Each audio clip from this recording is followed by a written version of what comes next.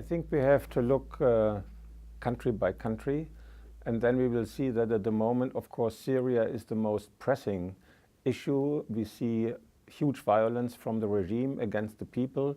We see a growing resistance, an armed resistance. We see a constant arms flow into the country, and it is very, very difficult to get out of this downward spiral.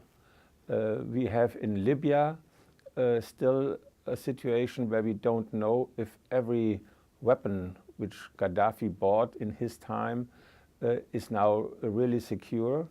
And we see in sub-Saharan Africa growing insecurity. In Mali we have this separatism of the Tuareg, and probably also a constant flow of weapons in this region.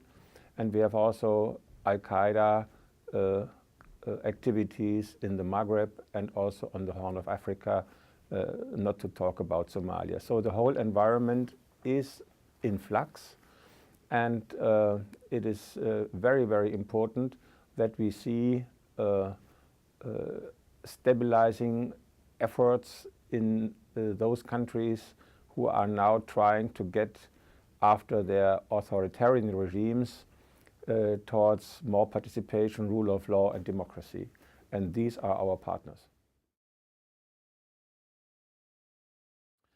To a certain degree, yes, but I think we should not be too much afraid because we have domestic concerns about Islamic groups, but we should be open-eyed and not with prejudices with regard to what we are seeing, for instance, in Tunisia with Ennahda, or even in Egypt with Muslim Brotherhood. There is a chance that in an open competition with other parties and without the pressure, those Islamist movements might diversify, as we have seen it, for instance, in Turkey, where the old Erbakan-style Islamist party now has 2%, and AKP, as a moderate Islamist party, is ruling the country. So yes, we should support the liberal forces, but we should also keep a strong dialogue with the Islamist parties because they will be a power in these countries in the years to come. If you look at the posters on Tahrir Square or in Tunis, you saw that the people demonstrated for liberty, for jobs and for dignity, and these are our values. And here we have a common ground. And on the other hand, we have clear interests. I would name 5, not in a priority list, but we have an interest in economic cooperation, free access to the huge energy resources in the region with regard to oil and gas, and also cooperation in renewable energy and in other fields of the economics. I think this is a mutual interest.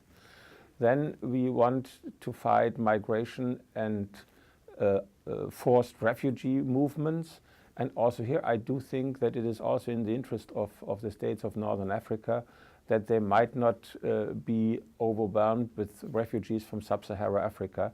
Finally, it will only end if we are able to reform and to have, with foreign aid, measures to stabilize the countries sub-Saharan Africa and below. Third, we have the interest in fighting terrorism and secure our environment, also proliferation. I think this is also a common interest with Arab countries. Then the situation of the State of Israel is of our concern, strategic concern. We want that Israel can live in peace with its neighbors as a democratic and Jewish state.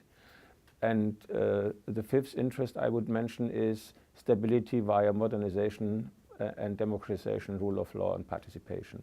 And here I think that we have a common ground. We have to overcome the mistrust, especially because we sided for such a long time with the authoritarian regimes. And if you remember which interests I mentioned just right now, it explains why we did so. 4 of these 5 interests were also pursued from these authoritarian regimes, but they were not so so keen about modernization and reform. And now we have to put more emphasis on that.